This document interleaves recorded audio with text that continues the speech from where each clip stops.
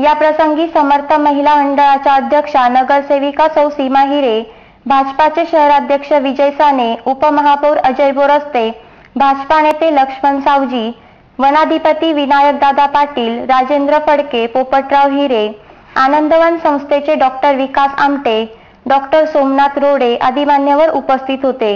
या प्रसंगी बोलताना विकास आमटे म्हणाले, संत ही कविता त्यांनी त्या इथूनच लिहिलेली आहे। आज जोडी हयात नाही,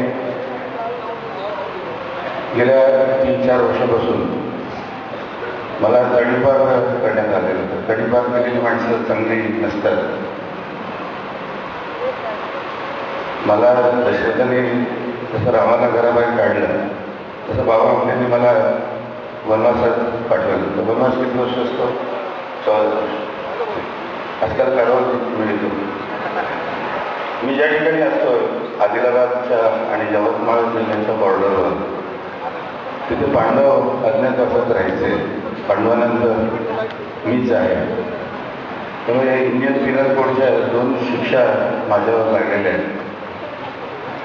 सगळ्या सीता हे वनवासात येत नाहीत। आजकाल सीता। यावेळी विकास आमटेंचा सत्कार मंडळाच्या वतीनं करताना त्यांनी तो नाकारला आणि माझ्याऐवजी मुलांचा करा असं सुचवले। तेव्हा 2 मुलांचा प्रातिनिधिक स्वरूपात सत्कार करण्यात आला।